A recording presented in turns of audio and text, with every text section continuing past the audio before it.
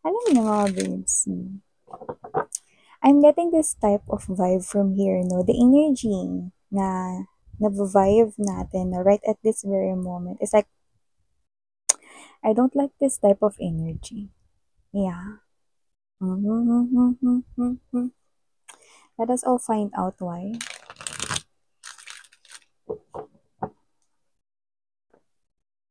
Oh! The devil showed up. Look at that. The double. Okay. Who is this double right here that makes pasakit dito? And, well, actually, alam mo yung parang malapit ka na dun sa katotohanan, no? Tapos biglang, oops, na naudlot pa. No? Or parang, oops, hindi pa nalaman. Parang ganun yung klase ng energy. No?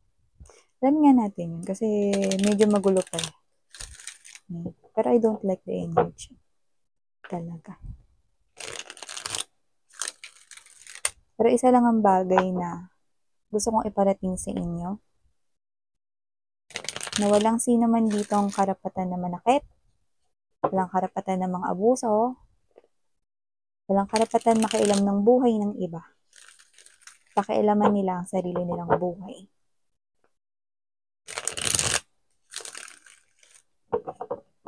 Let's go.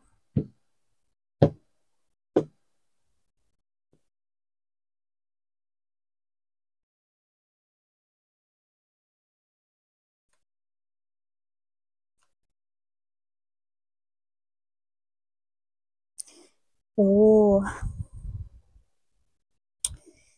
yung feeling na naramdaman ko while shuffling kanina, still the same feeling, no? Well, I don't like it. Okay? Because there's something here na nakikita ko dito na, I'm getting that word, takpan. So, maaaring meron siya ditong tinatago, pinagtatakpan na ginagawa. As you can see, it could be in one look, ang ganda, diba? But the vibe that I'm sensing, no, from the energy coming off dito is something here that makes me feel like parang gusto kong sumuka. See? Now we've got this. Now this is the kind of person that you're dealing with. But that, the Eight of Swords to the Four of Swords energy. I'm gonna tell you more about this, but let me finish getting other informations. Okay? See? Three of Cups energy. Uwi.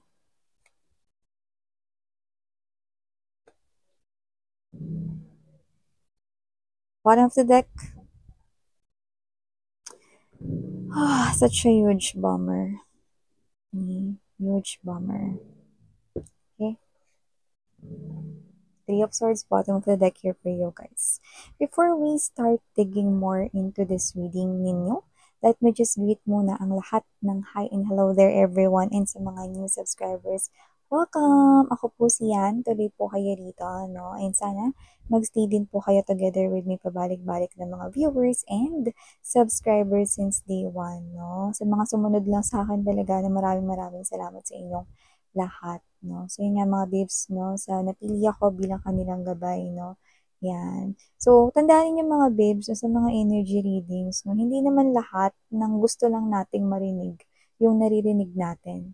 Sometimes na may mga mensahe rin na para sa atin, no, na maaaring hindi magandang pakinggan or hindi yun yung gusto nating marinig, no? Pero yun yung importanteng mensahe na kailangan ninyong matanggap, no? So, sana maging bukas no, ating isipan no, pagdating sa ganyang katotohanan. Kasi the universe and the angels and guides, no, lalo na yung mga ancestors or the ones na mga loved ones ninyo na nag-depart na dito sa earth, no, gusto nilang mapabuti kayo.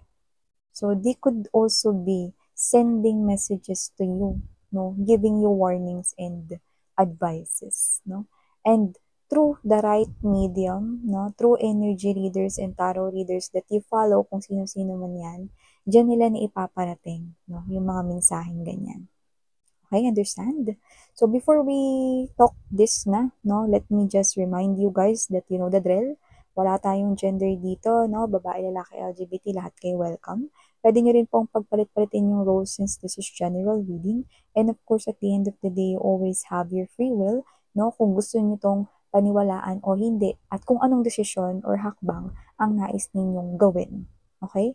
Pero lagi ninyong iisiping mabuti kung saan talaga kayo rito mas kuha, no, yung mapapalagay talaga kayo sa desisyon na gagawin ninyo. In short, may free will kayo, ano man ang inyong gawin. So, yun nga mga babes, no. I'm seeing right here that with the Page of Wands energy, Eight of Swords right here, Four of Wands energy, no. Nakikita ko dito very consistent yung person mo. Others of you, pwedeng kasal na kayo nito. O yung iba, posibleng ang tagal nyo na, no, pero marriage na lang yung kulang sa inyo, no. Nakikita ko consistent siya sa'yo rito, especially pagdating sa kanyang mga words, no. At syempre, nakikita ko dito na parang sinusubukan niya at ginagawa niya rin talaga, no, yung minamatch niya yung sinasabi niya sa kanyang mga actions, no. Like ganito, no. Kumain ka na ba? Pagdating mo sa office or pagdating mo sa school, i-chat mo ko, update mo ko, anong ulam mo, yan, no. Consistent siya, yung parang lagi niyang hawak yung cellphone niya, mapa school, mapa trabaho, no. Or mapa nandun siya sa shop or may sarili siyang negosyo. Small businessman yan or hindi, no. Nakita ko dito, no, na whether empleyado, estudyante, kung sino man tong asawa ninyo, husband, wife, or boyfriend, girlfriend ninyo, LGBTQs, of course, welcome din kayo mga sweetheart, no. Medyo, sanay na siya, no. Paano sanay, miss yun? Parang, ano niya na to, parang gawain niya na to, no, since birth. Since fetus, no? Parang nagkaroon na siya ng Masters of Degree since fetus sa ganitong larangan. No? Anong ibig mo sabihin, miss yan? This person here is too sweet to you. Pag nandyan ka, he or she hugs you, tells you, I love you, I miss you. Yan, no? Kinikis kayo nito, no? Parang pinaparamdam niyo sa inyo ang sweet-sweet niya. No? So, nakikita ko dito that this person here is giving you this type of message, no? Ang ginagawa niya rito, para niya kayo rito, alam niyo yung vaccination, you know? We're not talking right here, bakuna for health problems, no? Or bakuna to prevent yung mga diseases right here, no? Pero parang ganun. Ini-immune niya kayo rito sa mga bagay, or let me just say, di ba ang bakuna protection? So, ginagawa niya ito kasi meron siya ritong pinagtatakpan. Meron siya ritong ginagawa na bagay na para hindi ka mag-isip at maghinala sa kanya.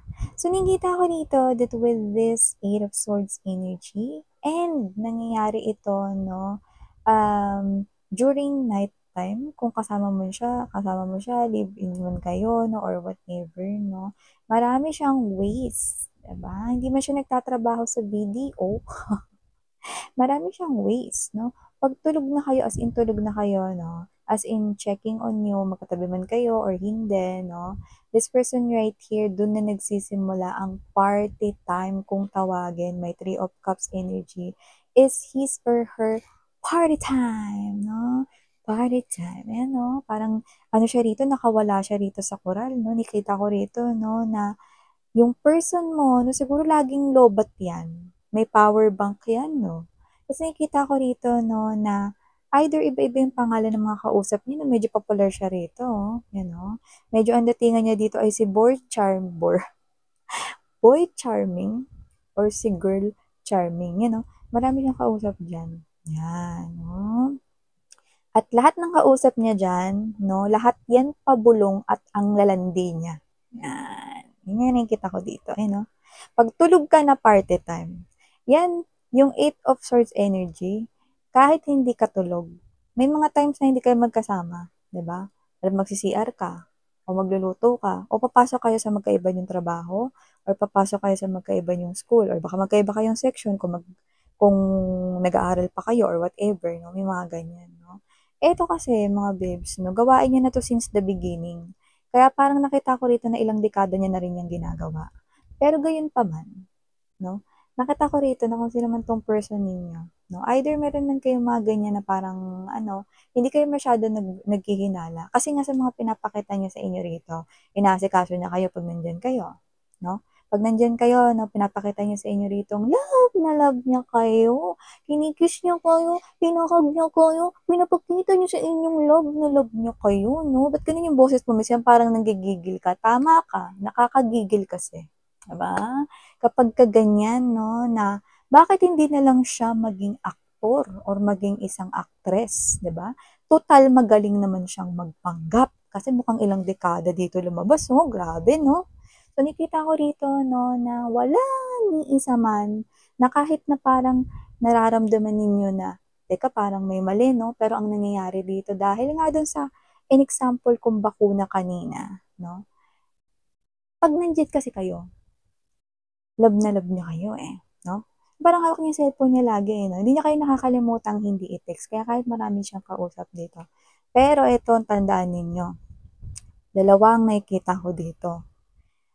Nakikita ko rito, harapan, talikuran, Ten of Swords energy, betrayal, in Tagalog para mas mabigat, pagtatraydor, harapan man o talikuran. Yan. One, nakikita ko rito that in the future, hindi kayo iiwan yan. Yan. Hindi kayo iiwan yan hanggang mamatay. O, teka miss yan. Hindi pala ako iiwan hanggang mamatay ako eh. Tama ka dun, no? Pero hanggang sa mamatay ka, hanggang sa dulo ng hininga mo, yun pa rin ang gawain niya. Ha? Kuha mo? Pero, yung iba sa kanila, hindi marami yung kausap, iisa lang. Pero may mga tinitingnan pa siya at may balak yan na umalis sa'yo, sa poder mo, iwan ka. Yan ang gusto ko iparating sa'yo. Diba? Alin man dun, hindi mo deserve yun. Am I right? Because yung isa is mananatili nga siya sa buhay mo, no? Hindi man siya rito aalis, pero patuloy ka pa rin niya rito lolokohin hanggang sa dulo ng walang hanggan, no? So kung sino man ang mauna na tumuwid sa liwanag, no? Nakikita ko na hindi kanya iiwan. Pero hanggang sa dulo ng kanyang hininga, umabot man siya dun sa pagpumuti ng buhok niya, matanggal man lahat ng ipin niya, no? Manluloko since the beginning up until kunin na siya, no, ng liwanag, no? Ang tanong dun, liwanag ba ang kukuha sa kanya o adilim? Ang kadiliman, 'di ba? So yun, 'di ba? At yung isa naman, suffering din yun. Paanong ganun? Kasi, 'di ba? Nag-iintay lang siya dito na parang medyo meron siyang gustong makita muna eh, no? Siguro tinitingnan niya rito kung mabubuhay ba siya dun sa kabila na pag pinili niya yun. Kasi itong Two of Wands energy, no? Malinaw na namamangka siya rito, no? Binabalanse niya muna. So in short, dito pa lang, red flag na to. Kasi pinagkukumpara niya na rito eh, no? Kung sinong mas better. Okay? Kaya nagsistay pa siya dito sa'yo. Yung mga energies na iba dyan, magsistay sa feeling mo kasi nabubuhay siya eh, no? Nabubuhay siya dyan, no? Dito kasi sa isa, may hinihintay pa siya rito eh, kung kaya ba siyang buhayin niya, nabibigay ba yung mga luho niya, mga ganun. Pero once na makita niya yun, iiska po rin yan. Alin man dyan, nakikita ko pa rin na patapon at basura tong kung sino man tong person na to, no, na ginagawa ito sa inyo. Ngayon, hindi naman ako para makialam dito. Siyempre, no, sa dulo, no, kayo pa rin ang magdidesisyon.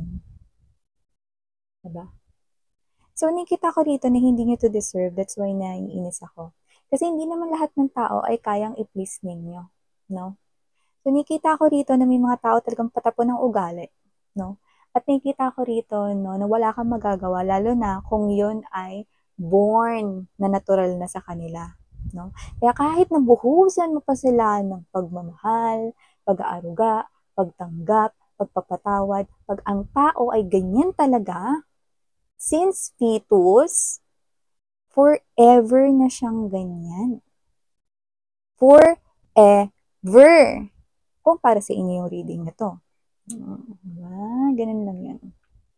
So, isa lang masasabi ko rito, hindi nyo deserve ng mga babes, no? Kaya kung ganitong klase lang rin naman ang taong pakikasamahan ninyo, mga babes, no? Ipagdasal nyo na sana, no? 'Di ba? Kahit isang beses humingi siya ng tunay na kapatawaran, no? Hindi sa inyo, sa harap ng Panginoon niya. 'Di ba? Ang tanong, sino bang Panginoon niya? Ang Diyos ba na may lalang? O ang demonyong gustong maging Diyos na nananahan, no?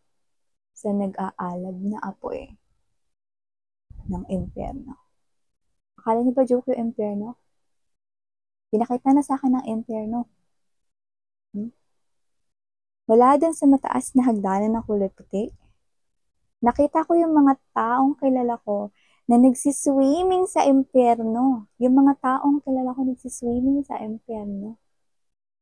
At ang lahat ng mga nandun ay wala ng tsansang muling mabuhay sa susunod na lifetime. Dahil yun ay kamatayan ng kaluluwa at hindi na sila muling maisisilang sa iba pang katauhan. Diba? Kaya kung ano man ang lahat ng gagawin ninyo at desisyon na gagawin ninyo, mabuhay kayo ng tama. Dahil tayo ay human beings at mga tao. Meron sa ating namumuno ang batas ng mundo, ang batas ng Diyos. Wala tayong relihiyon dito pero may mga nakakataas sa atin. Pagdating ng dulo, tayo ay huhusgahan sa kung paano tayo nabuhay sa mundo. Kaya kung kaya mo maging isang mabuting tao, simulan mo ngayon. Dahil ang buhay na susunod na magiging buhay mo ay naaayon sa kung paano ka nabuhay dito sa mundo. Yan. No? So, yeah, mga babes, no, I hate kasi na may mga ganitong klase ng energy, no, na sinasaktan at inaabuso, no, yung mga tulad ninyo na walang ginawa kundi magpakita lang ng kabutihan, pagmamahal, pag-aaruga, na walang hinihintay na kapalit. Pero patuloy pa rin kayong paulit-ulit na niloloko. So, such a bummer. Okay? Such a bummer meaning huge disappointment. Yan, no? So, yeah, these are all the messages we've got right here for you, sweetheart. No, yeah, medic! No, inom-inom ng tubig, no? Tsaka, BP. So, thank you so much. Sarang hiya muli ako po siyan. Love and light. Yan.